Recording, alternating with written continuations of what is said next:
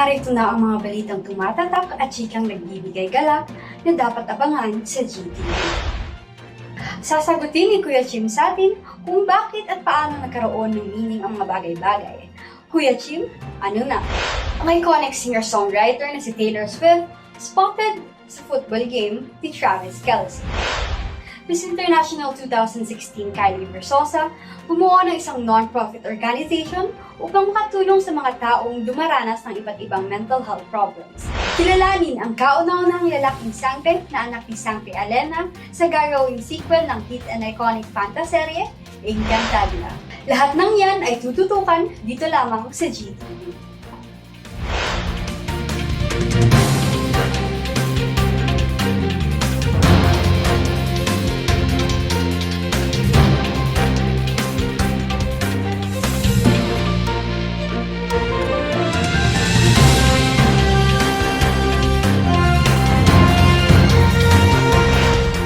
Bago tayo sumuong sa mga maiinit na balita, ihanda muna natin ang isip at mag-take notes na para sa mga maiinit na kaalaman. Dahil importante ang may alam. Kuya Chim, ano na?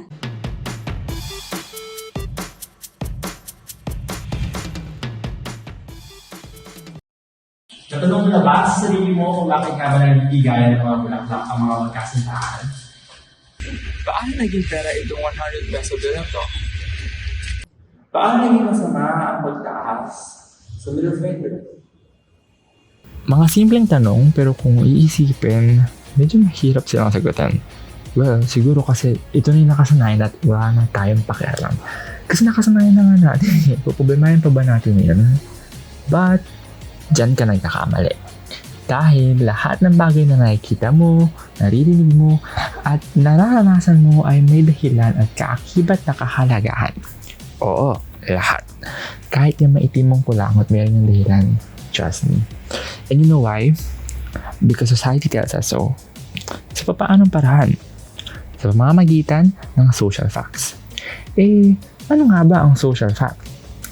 A social fact ay tawag sa values, cultural norms, at social structures na nakikita sa isang tao at maaaring kumontrol sa isang lipunan.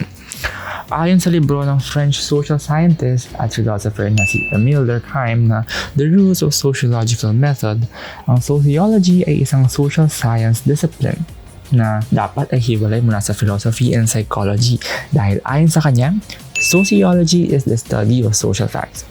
It was written dahil naging interested siya sa pag-aaral ni Auguste Comte at Herbert Spencer. Naniniwala si Comte na ang origin ng isang bagay at ang reason bakit ito nag-exist ay hindi na nagmamatter for as long as it serves its purpose. On the other hand, Spencer said na ang lipunan, bukod sa ito'y nagbabago, ay isang complex na sistema ng magkakaugnay na parts that work together to maintain stability. Because of that, na-strengthen ang idea ni Durkheim about functionalism. Functionalism ang tawag sa theory tungkol sa nature ng mental states, kung saan mas na-recognize ang isang mental state base sa nagagawa nito more than sa kung saan ito galing. It also sees society bilang komplikadong structure na may kinalaman sa isa't isa at kailangan ng isa't isa. Parang ikaw at ang love mo sa jowa mong red flag. Ngayon, let's go back with social facts. According to Durkheim, social facts are things that are external to and coercive of the actor, created from collective forces and do not emanate from the individual.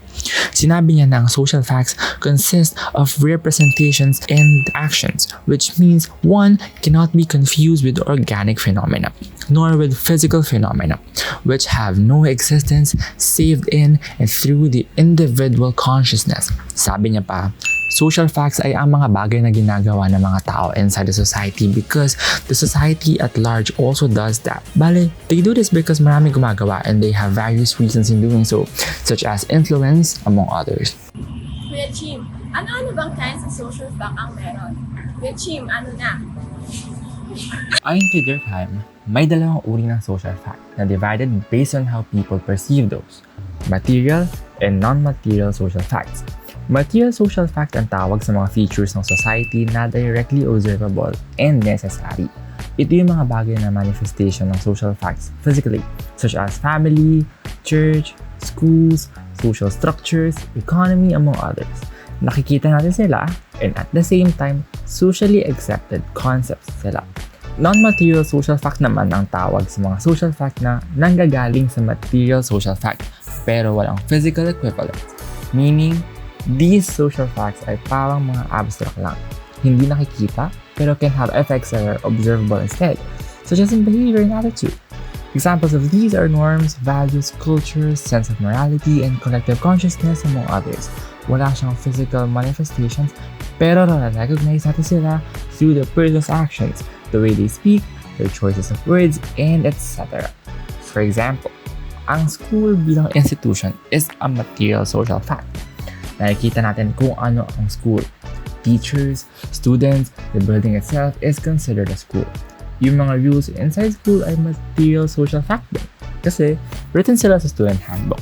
But yung mga ugali ng entities inside school, yung mga norms and values na promulgated inside it ay non-material social fact.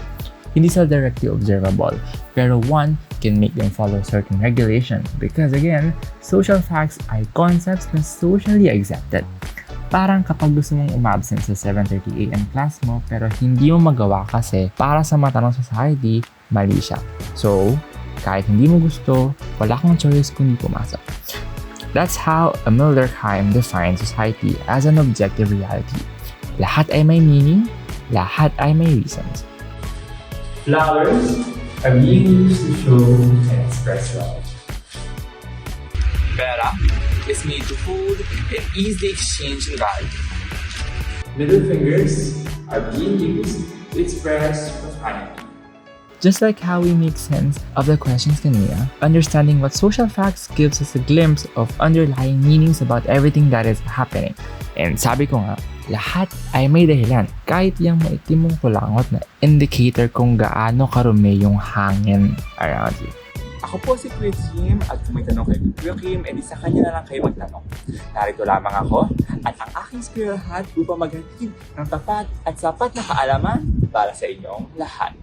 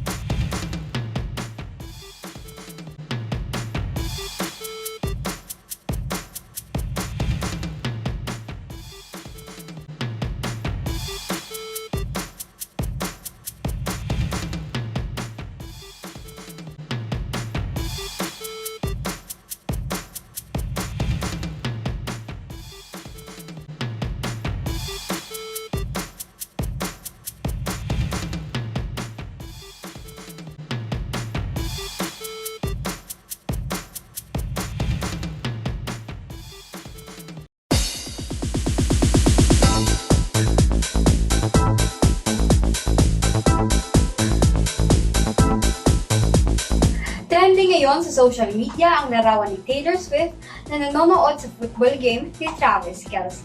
Ichichika sa atin yan ni Nikki Davido. Talaga nga namang she's in the bleachers kung saan siya rin ang #1 cheer captain, ang singer-songwriter na si Taylor Swift. Para sa tight end player ng Kansas City Chief, Travis Kelce, because indeed, loving him was red, just like Kelce's uniform. Ang You Belong With Me at Red Singer ay trending ngayon sa social media platforms, kalakip ang mga larawan niya na nanonood ng football match kasama ang kanyang kaibigan na si Blake Lively at ang mister nito na si Ryan Reynolds. Kitang-kita sa mga pictures na nag-enjoy si Taylor sa panonood ng nasabing laro, kung saan usap-usapan na sinusuportahan niya ang kanyang rumored boyfriend. Isang non-profit organization na Mental Health Matters Philippines ay inilunsad ng Miss International 2016 na si Kyla Brosas. Ang pangunahing layunin ng nasabing organization ay magbigay tulong sa ibang taong mayroong mental health illness katulad lamang ng depression at anxiety. Ibinahagi rin ni Kylie na siya ay nakaranas ng depression noong 2014 at alam niyang hindi biro ang magkaroon nito. Mayroon rin silang Facebook page kung saan nagbabahagi sila ng mga articles, videos, and stories na nagpro-promote ng emotional support na maaaring makatulong sa ibang tao. Sino nga ba ang gaganap bilang si Adamus na bagong tagapagpangalaga ng brilyante ng tubig na anak ni Sangre Elena at ang kauna-unahang lalaking Sangre?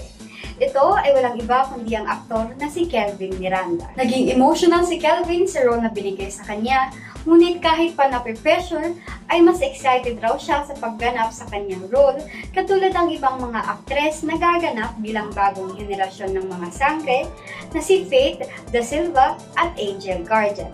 Sa ngayon, ang tatlong bagong Sangre ay abala sa pag-e-ensayo para sa fantaseryeng Sangre, The Encantadia Chronicles. Kaya naman sabay-sabay natin abangan at suportahan ang Sangre. Ito si Nikki David, Avisala Eshma, mga psychmates. Balik sa'yo, Miss Kyla. Susunod. Binata sa albay, natagpuang walang buhay sa isang puso. Magbabalik ang GTV.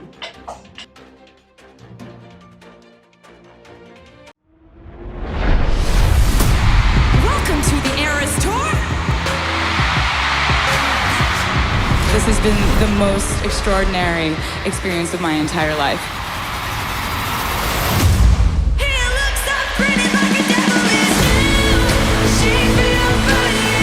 We're about to go on a little adventure together, and that adventure is going to span 17 years of music. How does that sound?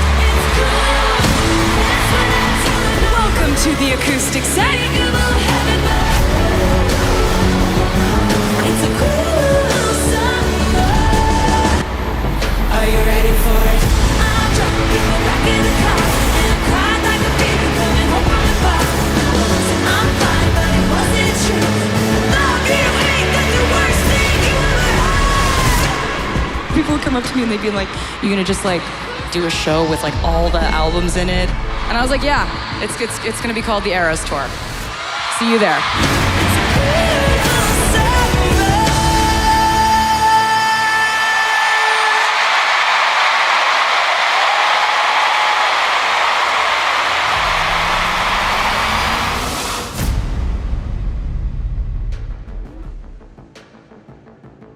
Ang sabi sa isang kanta,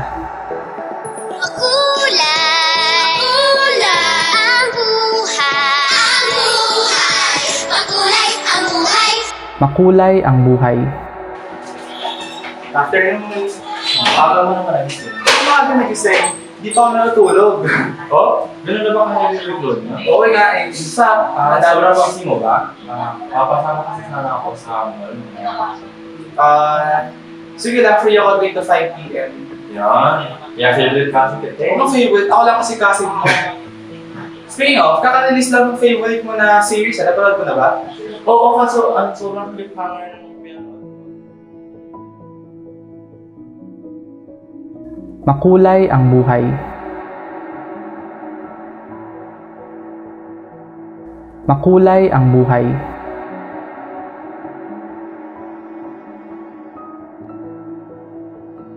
Makulay ang buhay.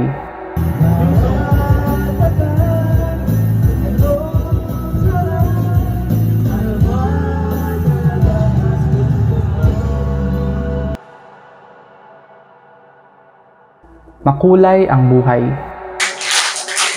Yeah. Ha? Ano? Nakikinig ka ba? Ha? Sorry. Wait, isip lang. Well, are you okay? Makulay ang buhay.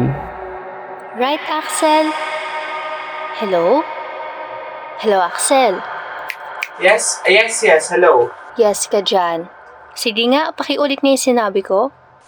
You said, mayroon pa tayong 3 weeks to prepare. Hindi yan. May sinabi pa ako after that. Ay, pwede ba? Meron nga. Alam mo, mukhang preoccupied ka. Okay ka lang ba?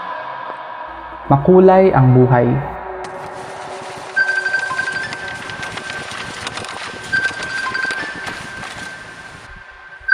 Yes po, hello, good afternoon. Tanong ko lang kung nahanap po ba yung pinapahanap. Ay, yes po. Sorry, I totally forget about it po. I'll check it right away po and send it to you po. Sorry po, I've been preoccupied lately.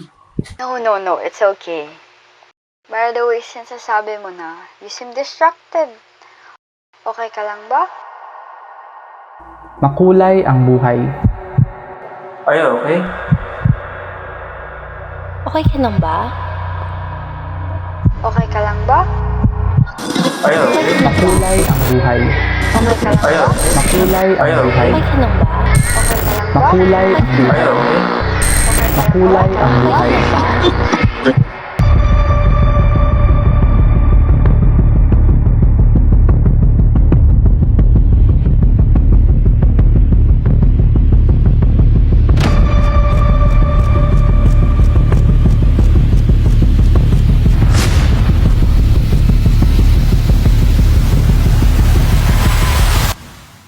Ang sabi sa isang kanta, makulay ang buhay.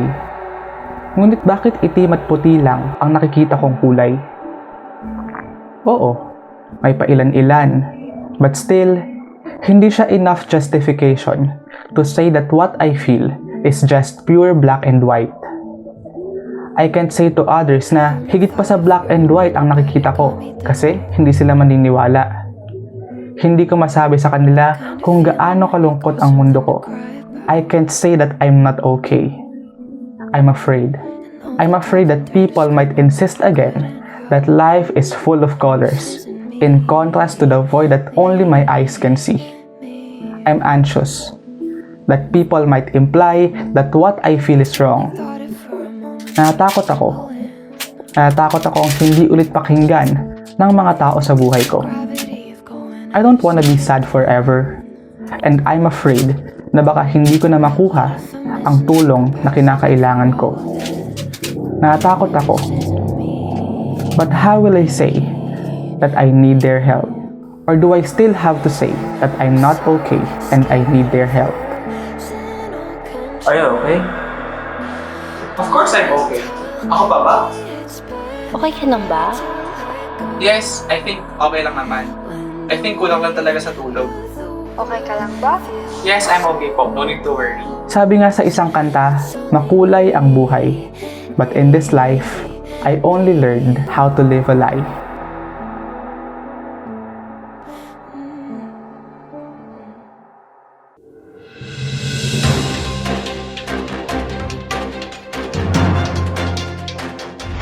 Isang senior high school student na binata sa Albay ay nag-suicide matapos umanong na pressure sa online classes.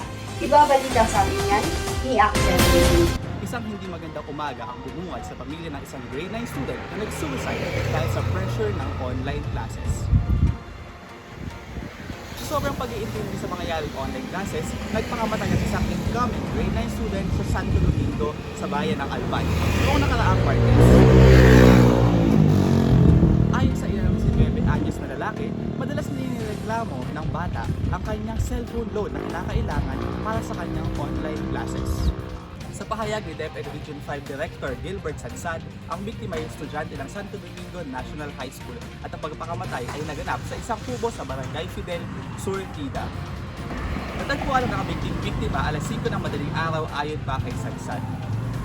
Nangyari ang insidente matapos raw umanong iligtas ng estudyante ang isa pang kaibigan mula sa binig ng pagpakamatay. Review naman ng DepEd Region 5 nagagawa sila ng psychosocial intervention para sa mga pamilya na maaaring makaranas ng trauma dahil sa pangyayari. Sa aming pamilya po, hindi naman na po kami para po maghanap ng sisisihin, no? Sa nakakalungkot na pangyayari ito. Pero po, sana po yung nangyari sa kapatid ko ay magsilbing aral para sa lahat.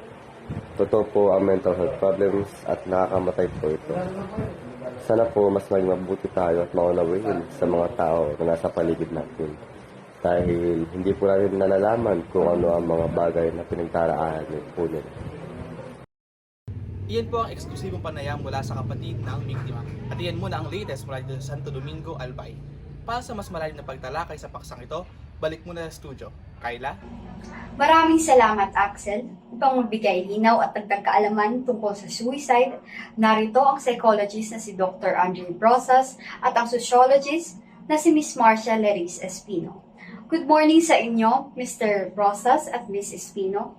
Maaari niyo bang ipaliwanag ang posibleng rason sa likod ng suicide?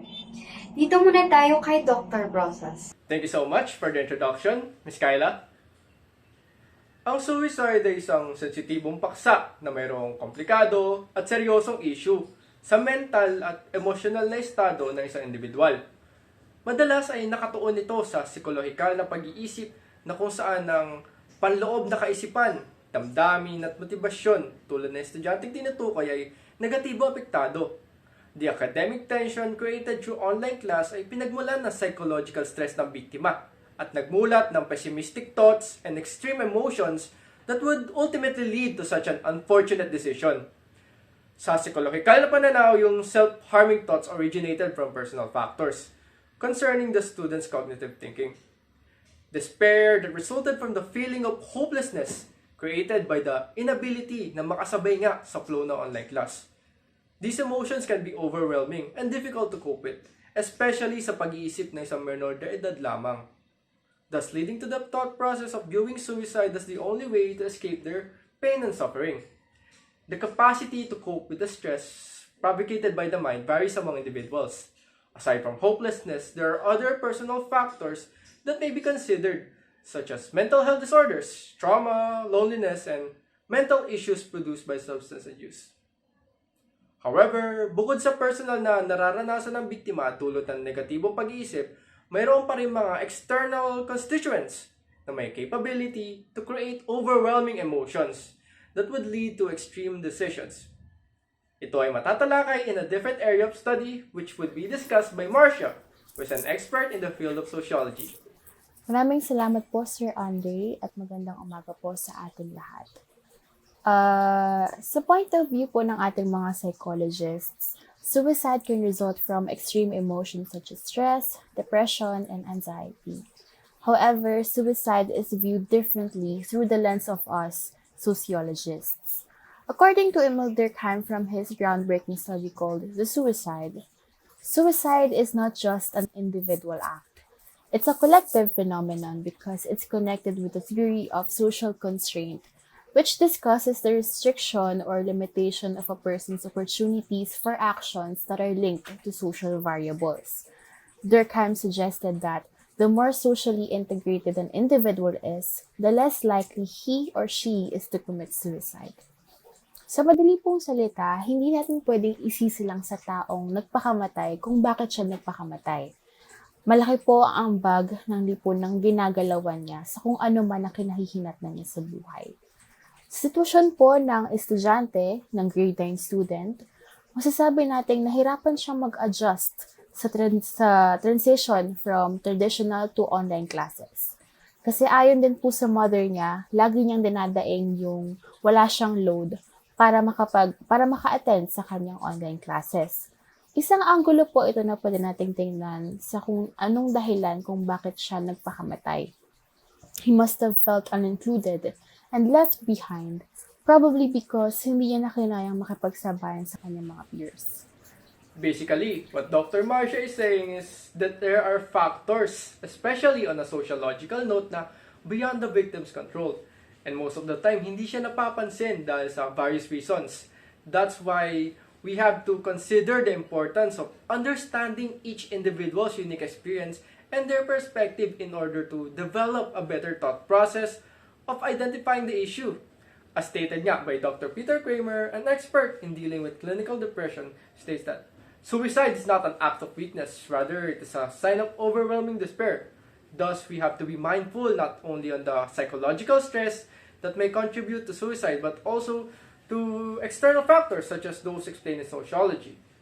Essentially then, what she elaborated puts emphasis in recognizing that suicide is a complicated condition with numerous contributing variables. We cannot be narrow-minded towards this topic. Hindi natin maaaring sabihin na kaartehan lamang ang negatibong kalagayan ng pag-iisip, and we should never invalidate the hardships being experienced by the victim. Rather, we should try to further understand what these factors are contributing to the issue before extreme decisions are made. The environment na ginagalawan ng biktima ay nagiging significant reason that affects the mind, such as in the case of the student who was dealing with psychological stress na pinagmulan ng problems sa academics.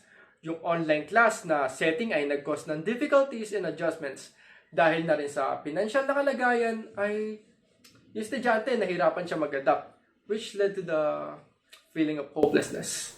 We actually have two key dimensions for understanding suicide. We classify them by the extent of social integration and regulation. Integration is the extent of social relations binding a person or a group to others, such that they are exposed to the moral demands of the group. Ito po yung feeling of belongingness ng isang tao sa kanyang lipunan. At ito po yung basehan kung paano nakikipagsabayan ng isang tao sa grupong kinabibilangan niya. On the other hand, we have regulation, which is defined as the normative or moral demands placed on an individual that comes with membership in a group. Regulation is comparable sa mga cultural norms ng isang grupo kung paano nakakaapekto ang mga norms at beliefs na ito sa mindset ng isang tao. Now, let's talk about the different kinds of suicide. Yes, there are different suicide typologies according to Emil Durkheim. So let's unpack that. First, we have egoistic suicide. It is likely to be found in societies or groups in which the individual is not well integrated into the larger social unit. Ang ganito pong classification ng suicide ay nagre-resulta from the feeling of detachment ng isang tao sa kanyang lipunan o grupong kinabibilangan. And such detachment is referred to by Durkheim as excessive individuation. Individuals who were not adequately tied to social groups were left with little social support or direction and were thus more inclined to commit suicide. We can have religion as an example. Religion protects a man from his or her thoughts of self-destruction. Kung ang isang tao po ay may mataas na integration sa kanyang church, magkakaroon po siya ng mas matibay na realization sa importance ng kanyang buhay. Second is altruistic suicide. This type of suicide is caused by excessive control of people by societal pressures such that a person may be driven to kill. They sacrifice themselves for the good of a cause or society at large. Kung ang egoistic suicide po ay nagmumula sa feeling of detachment ng isang tao sa kanyang society, ang altruistic suicide naman ay nangyayari kapag ang isang tao ay sobrang close sa kanyang grupong kinabibilangan. It is defined by the feeling of being overwhelmed by the goals and principles of a group. For example, Reverend Jim Jones in 1978 ordered a cult to murder a congressman and journalist, then commit mass suicide with cyanide-laced fruit punch. Victims of this massacre have all experienced altruistic suicide, where all of them place the value on the collective goal of the community that they are integrated with. When the individual is expected to kill themselves on behalf of society, the individual is overly attached to that society. These people committed suicide in the name of what they think is for the greater good. Third, we have anomic suicide. Anomic suicide is caused by a collapse in societal balance, a strong reaction of a person suffering from anomie, a sense of disconnection. Basically, anomic suicide is common in societies wherein the society is undergoing major changes, or if the individual is experiencing highly stressful situation, which leads to the feelings of confusion and disappointment. For example, this is during the Super Typhoon Yolanda. Matindi po ang naidulot nitong casualty sa mga naapektuhan nating kababayan, displacing over 600,000 people. At maraming nawalan ng tirahan, pamilya at kabuhayan. This made the affected places become lawless and chaotic, with people looting, even shooting at each other for food. This sudden turn of events may lead to anomic suicide. as the aftermath of the typhoon left many without a sense of belonging or security. And lastly, we have fatalistic suicide. This type of suicide occurs under conditions of extreme social regulation, resulting in oppressive conditions and a denial of the self and of agency. It is the polar opposite of anomic suicide, and it happens in repressive civilizations where people would prefer to die than live.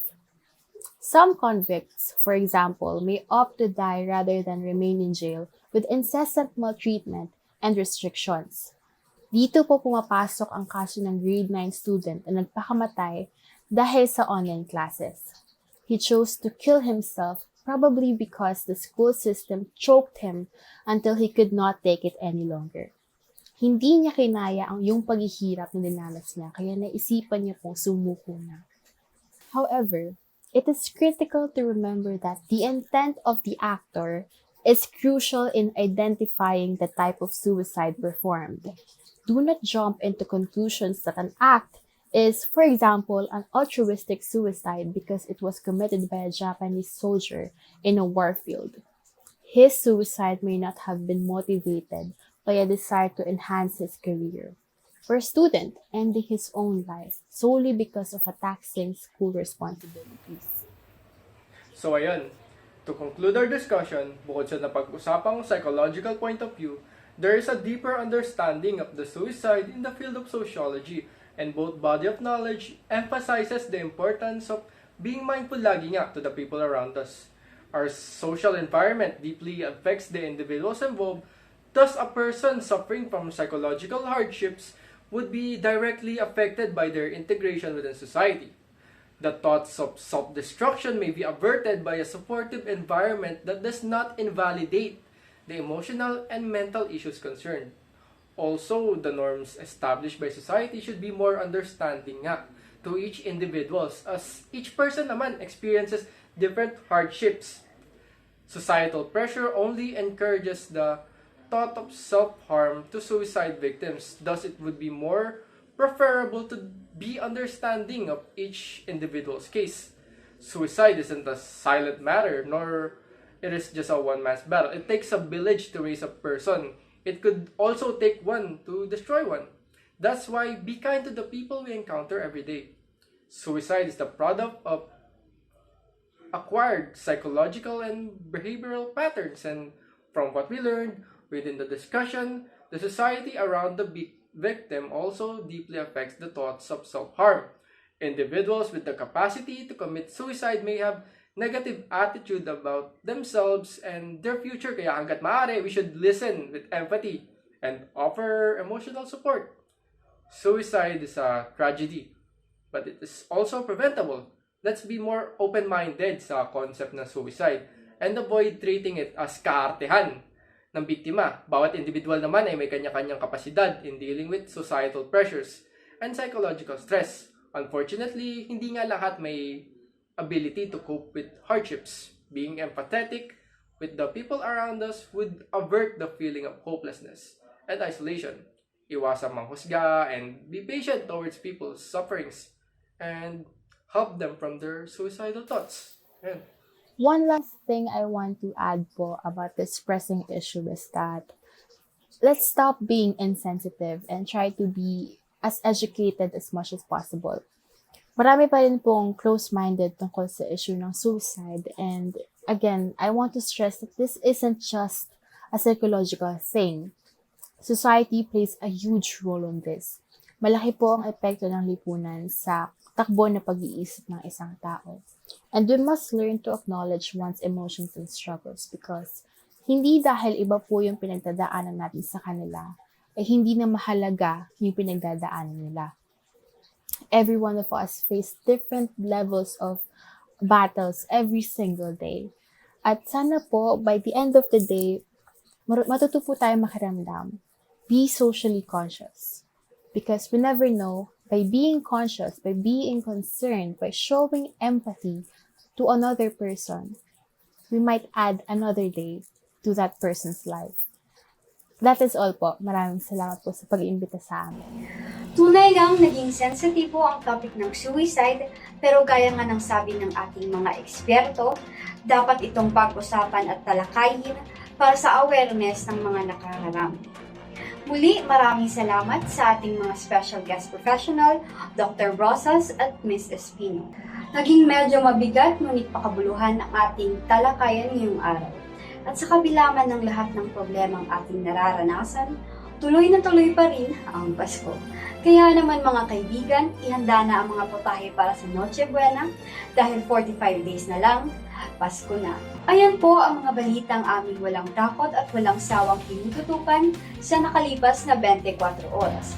Ako po ang inyong lingkod, Kyla Nicole Araneta. Sabay-sabay natin gamitin ang talinong mula sa Diyos para sa bayan. Nagbabalita,